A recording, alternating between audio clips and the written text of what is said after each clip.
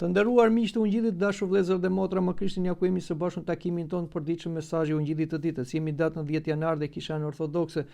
Na afron të lexojmë nga letra e Apostullit Pavlit drejtuar Hebrejve, kapitulli 12, vargu 25-27, kapitulli 13, vargjet 22-25. Do përqendrohemi në kapitullin 12, vargjet 25-27, ku na thuhen: Shikoni se mos hiqni dorë nga ai që flet, sepse nëse nuk shpëtuan ata që hiqën dorë nga ai që u fliste atyre mbi dhe shumë më tepër nuk do shpëtojmë ne. Ne i kthefshim krahët atij që flet prej qeve, zëri të cilet atëre tundi dhen. Po tani premtoi duke thënë: unë dhe një herë do tund jo vetëm dhen, por dhe qedhin. Dhe kjo fjalë dhe një herë tregon ndërimin e vendit të atyre që tunden, si të bëra me dorë që të mbeten ato që nuk tunden. Apostulli Pavli kërkon t'ju thotë të krishterëve hebrej, por krishterëve në çdo kohë, që duhet jenë të kujdesshëm nga mesazhi i Ungjillit, që na fol nga vet goja e birë dhe fjalës Perëndis. Përsëri në letrën e drejtuar Hebrejve, në kapitullin e parë, ai na thotë: Perëndia mbasi u foli së lashti shumë herë dhe më shumë mënyra etërve me anë të profetëve, në këto ditë e fundit na foli me anë të birit, të cilin e bëri trashëgimtar në të gjitha gjërave, me anë cilet e krijoi dhe gjithësinë. Prandaj, duhet jemi të kujdesshëm kur dëgjojmë Ungjillin e Shenjtë. Këtë nuk na ka thënë një profet, nuk na ka thënë një angjël nga qielli, por këtë na ka thënë vetë biri dhe fjala e Perëndis. Prandaj dhe apostulli tërheq vëmendjen, duke thënë: sepse nëse nuk shpëtuan ata që hoqën dorë nga ai që u fliste atyre mbi dhe këtu e ka fjalën për Mojsiun, i cili foli nga mali Sinai, dhe për gjithë ata të cilët nuk u bindën ligjit dhe u ndëshkuan, shumë më tepër nuk do të shpëtojmë ne. Dhe siç thash, e ka fjalën për ne të krishterët, të cilët e dëgjuajmë mesazhin e Ungjillit nga vetë goja e Krishtit, nga apostujt dhe nga Kisha Katolike, Apostolike, Ortodokse, që është trupi i Krishtit. Ne i kthefshim krahët atij që flet prej qeve. Pra, mohimi i Ungjillit, mohimi i mësimit të Kishës nuk është gjë tjetër veç se ti kthesh krahët vetë birit dhe fjalës së Perëndis, Zoti tonë Jezu Krisht, i cili zbriti prej qeve. Dhe vazhdon na thot apostulli, zëri i cili atëre tundi dhen. Ne dim kur Zoti Perëndi, pra biri dhe fjala e Perëndis, zbriti në malin Sinai, ai foli me Mojsiun dhe në atë moment kemi një tërmet që tundi gjithë malin Sinai. Pra, kjo tregonte prezencën e Perëndis. Por apostulli vazhdon duke bërë një paralelizëm me shfaqjen e Perëndis në malin Sinai dhe me shfaqjen e Jezu Krishtit tek populli i Izraelit dhe nëpërmjet apostujve të gjithë njerëzit. Dhe fjala e Krishtit, Ungjilli që u transmetuar nga apostujt, u bë një tërmet shpirtëror për gjithë shoqërinë njerëzore, derisa dhe tundi perandori më të fortë romake në atë kohë dhe e mundi atë.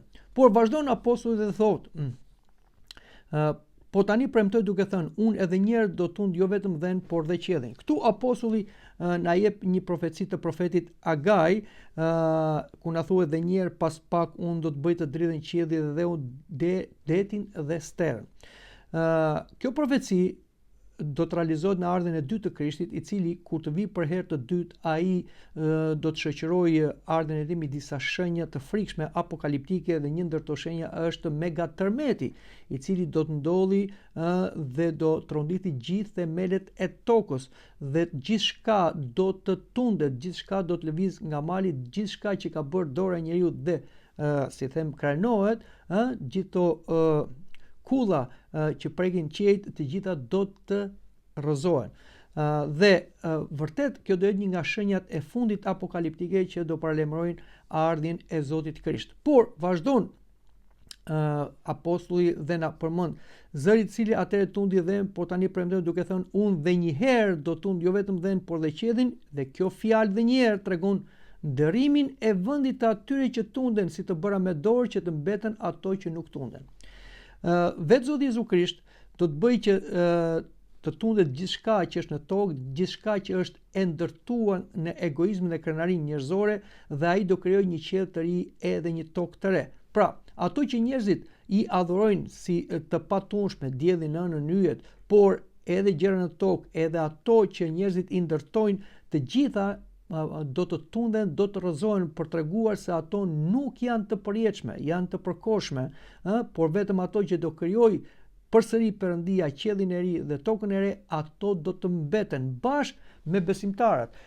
me besimtarët në Krishtin, të cilët do të kenë një fund të krishterë. Shikoni çfarë na thuhet përsëri tek libri i zbulesës, libri i fundit i zbulesës. Dhe pash një qiell të ri dhe një dhe të ri, sepse qielli i parë dhe dheu i parë shkuan dhe deti nuk është më. Pra, të dashur me Krishtin, duhet jemi të kujdesshëm, siç thotë apostulli, të dëgjojmë ungjillin me vëmendje dhe të bindemi fjalës së ungjillit, sepse Zoti do të vi dhe Zoti do bëj gjyq të drejtë dhe Zoti secili do t'i japi sipas besimit dhe veprave. Ai i cili ka qëndruar në Zotin dhe në porositë e tij, ai nuk do të tundet. Përkundrazi, ai që ka qenë një hipokrit dhe thjesht fjalët e ungjillit i ka marr pa rëndësinë e duhur dhe nuk i ka zbatuar porositë, ai në gjyqin e drejtë Perëndis do të tundet dhe do të zhduket si një i pabes dhe mëkatar. Prandaj, le të t'i vëmë rëndësi këtyre fjalëve që dëgjuam sot, duke përsëritur pjesën e parë. Shikoni se mos hiqni dorën nga ai që flet, dhe këtu e ka fjalën për Zotin Jezu Krisht dhe për Kishën Katolike, Apostolike, Ortodokse që flet fjalën e Zotit. Mendoj që këtu ta mbyllim edhe takimin për sot, për të takuar në takimin e ardhshëm. Deri atëherë, miru pafshim.